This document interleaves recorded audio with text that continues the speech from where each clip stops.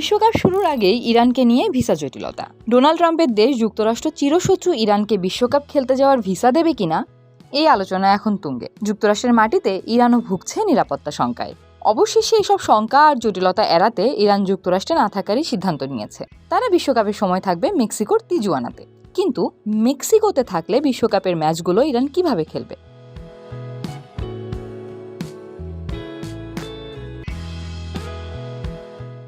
জি গ্রুপে তাদের 3টি গ্রুপ ম্যাচের 2টি লস এঞ্জেলসে, অন্যটি সিয়াটলে। ইরান যুক্তরাষ্ট্রে ম্যাচ খেলতে যাবে তিজুয়ানা থেকেই। মেক্সিকোর এই শহরটি ম্যাচ ভেন্যুগুলোর কাছেই। ইরানের এই পরিকল্পনা অনুমোদনও করে দিয়েছে ফিফা। গত 23 মে এক ভিডিও বার্তায় এই পরিকল্পনা নিশ্চিত করেছে ইরান ফুটবল ফেডারেশনের সভাপতি মেহেদি তাজ। তাজ ফেডারেশনের অফিসিয়াল টেলিগ্রাম অ্যাকাউন্টে নিজেদের পরিকল্পনাটা জানিয়েছেন। মেক্সিকো সীমান্তবর্তী শহর তিজুয়ানাকে বেছে নেওয়ার পেছনে আছে এক কৌশল। এর আগে বিশ্বকাপে ইরানের ক্যাম্প করার কথা ছিল অ্যারিজোনাতে।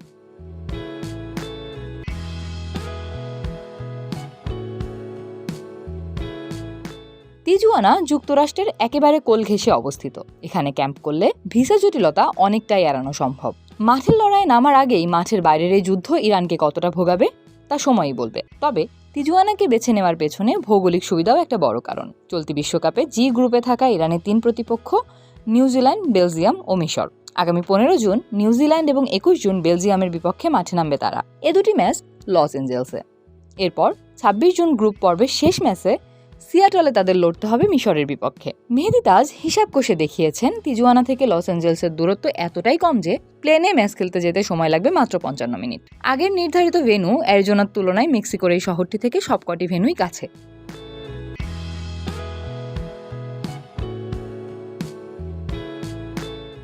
যুক্তরাষ্ট্র, কানাডা ও মেক্সিকোয় হতে যাওয়া এবারের বিশ্বকাপকে কেন্দ্র করে কয়েক মাস ধরেই এক ধরনের অদৃশ্য খাঁচায় বন্দী ইরান দল। ভিসা নিয়ে তৈরি হচ্ছিল নানা জটিলতা। এদিকে ইরান ও যুক্তরাষ্ট্রের মাঠে নিজেদের নিরাপত্তা নিয়ে সংশয়ে ছিল।